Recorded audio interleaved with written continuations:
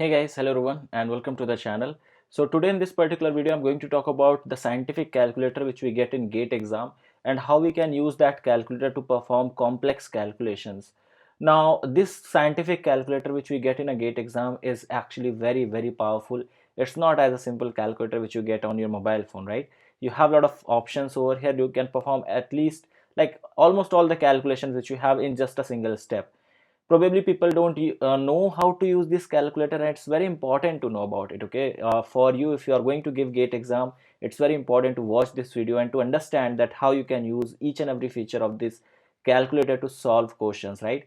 Now I'll be not wasting time on basic calculations like a plus b and so on.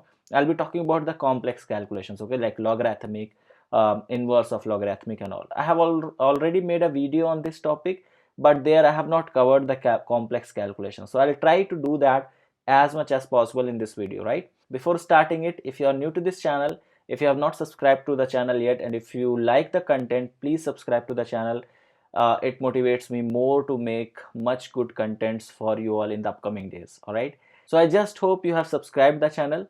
So let's continue with the video now.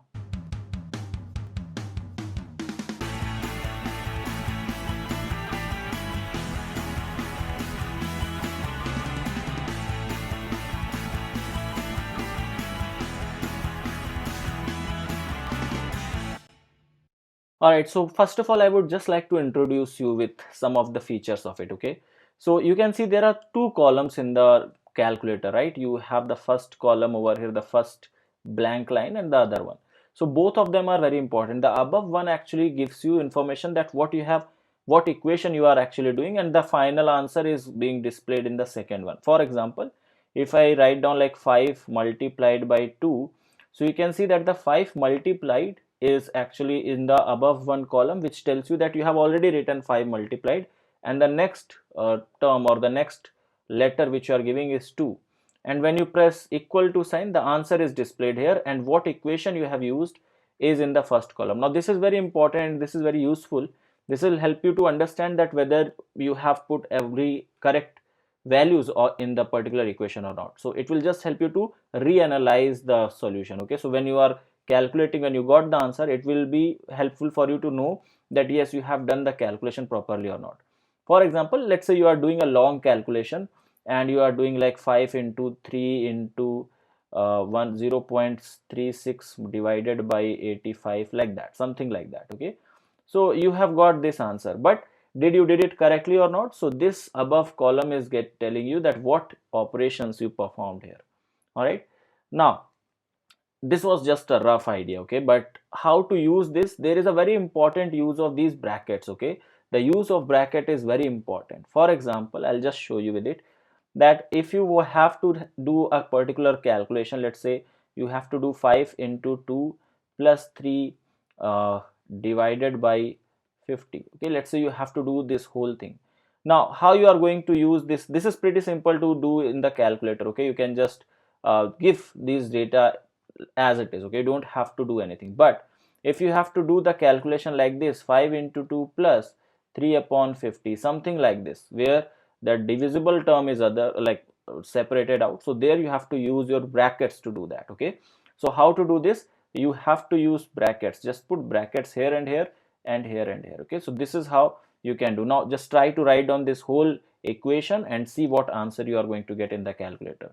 So I'll just use this over here. See, first of all, I have to make a bracket, so that's the bracket. I have 5 into 2, so 5 multiplied by 2. All right, now my bracket is closed. Then what I have a positive sign, so plus. Then again a new bracket, so a new bracket, and here I have 3 divided by 50, so I'll just do 3 divided by 50, and then the bracket closed, and that is going to give me the final answer. The final answer is 10.06. Make sure that after writing the whole equation you are pressing this equal to sign. That is going to give you the final answer. If you have observed it, before pressing this equal to sign, it was showing 0.06. that was actually the value of 3 upon 50. But when you add that, like the overall solution is actually like 10 plus 0.06, that is giving you 10.06. So answer came out 10.06. Okay, so this is something which you should know. These are just basic things regarding using your brackets and all. All right, Log and all you already know, but there is a cache. Okay, there is something which you should know how to use log. For example, if you have to find out log 5 value, so you will not say log 5 like that. Okay, you don't have to press log and then 5. The way of writing it is, first you have to write down 5 and then you have to press log. This is going to give you log 5 value. Okay, so this thing has to be very clear in your mind. uh, let's say you have to do 2 by 30 log. Okay, so 2 divided by 30, whatever you have got, just put log. So this will give you log 2 divided by 30, and that is going to give you this particular value. Okay, anti-log is not here. Anti-log, in the case of anti-log, this will be 10 to the power x. Okay, this 10 to the power x is going to give you whatever this anti-log is going to tell you. All right, so this anti-log will be like, let's say you have to do anti-log of sorry, so anti-log will also be in the same way, right? First, let's say you have 4.56, anti-log of 4.56.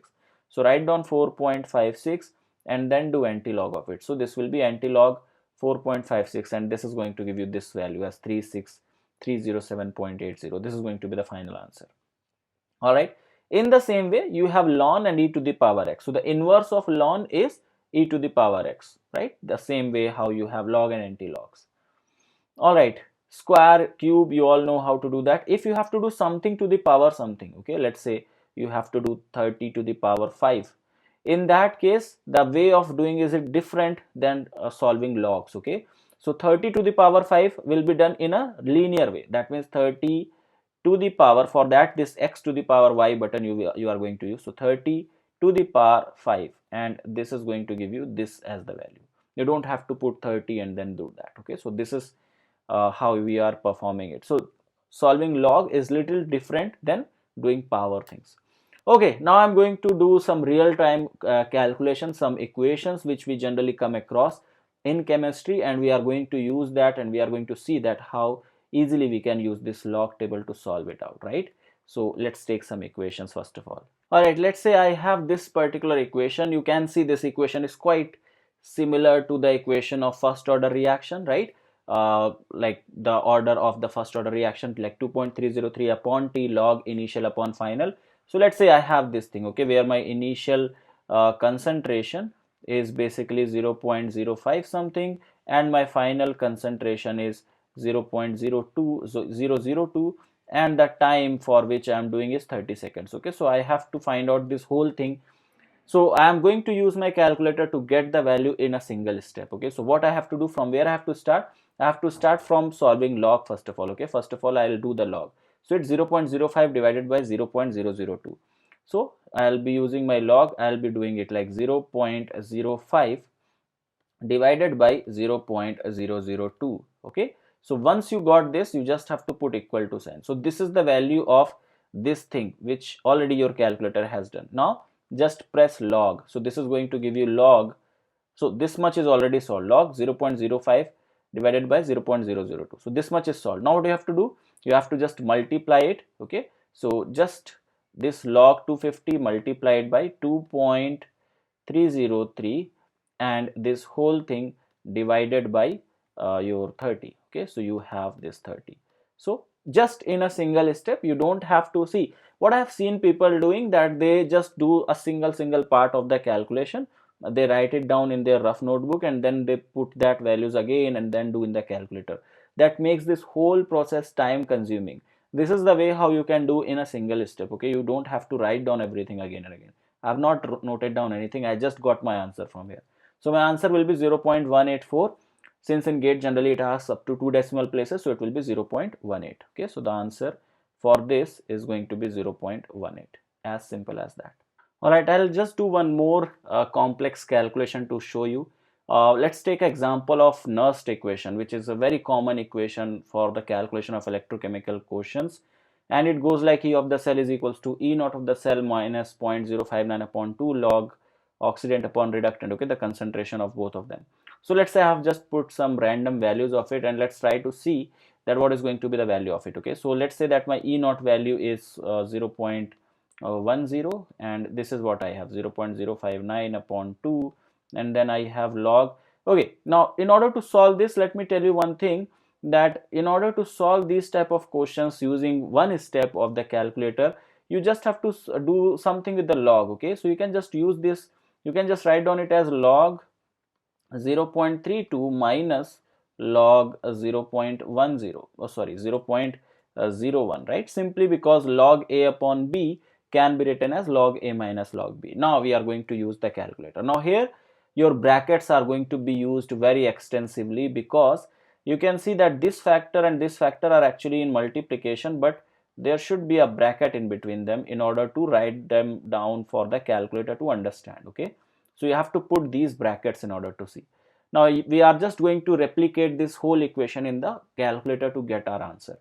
So let's do this. So it is 0.10 minus, it is 2 brackets. Okay, so 2 brackets, fine, 2 brackets I have made, then 0.059 upon 2, so 0.059 divided by 2.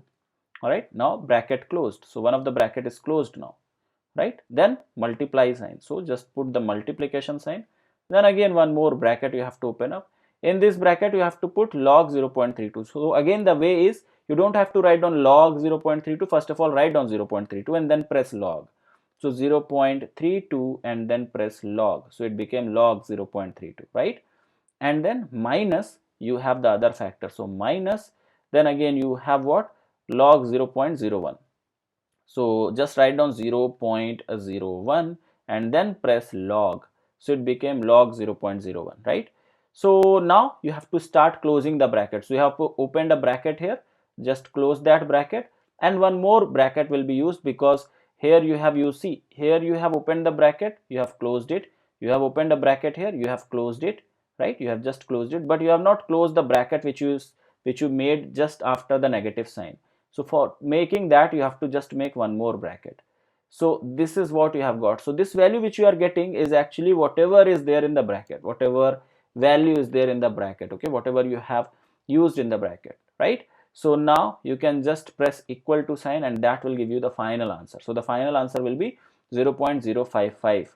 So the final answer for this is going to be 0.055 volt.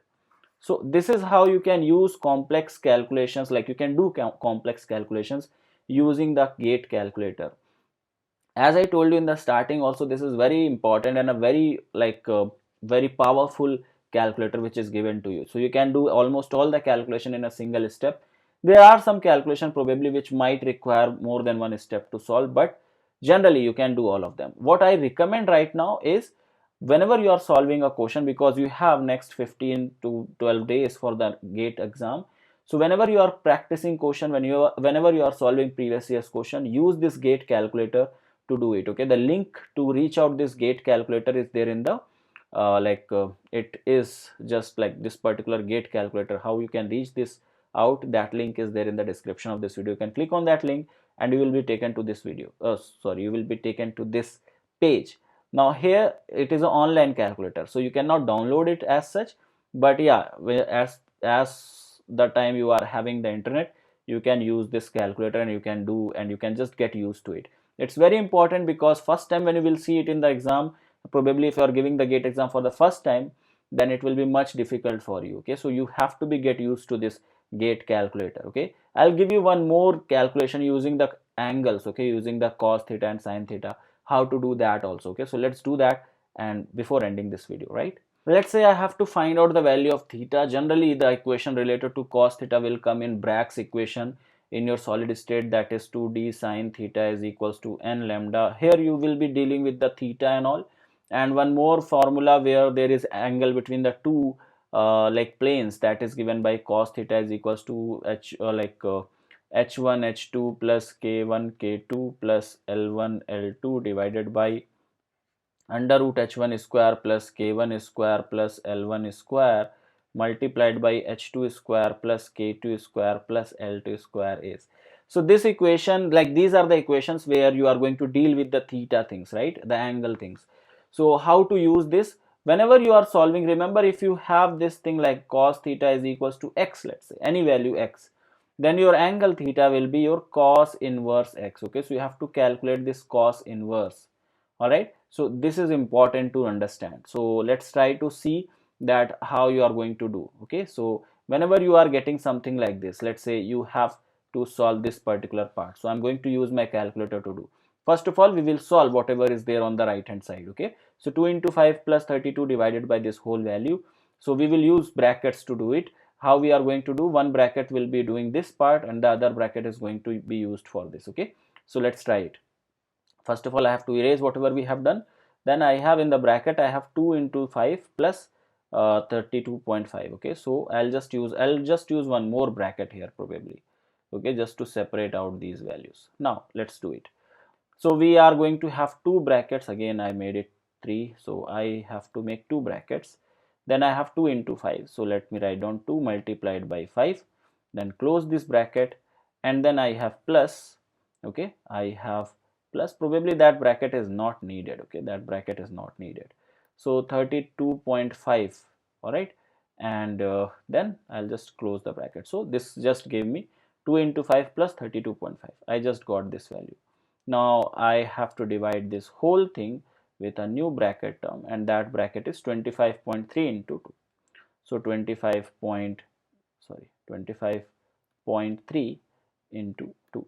all right, so now I have to close the bracket. So this is what I have got in the denominator. So 50.6 is nothing but the value which you have given in the bracket. Okay, when you will press this equal to sign, then you will get the final answer, that is 0.8399.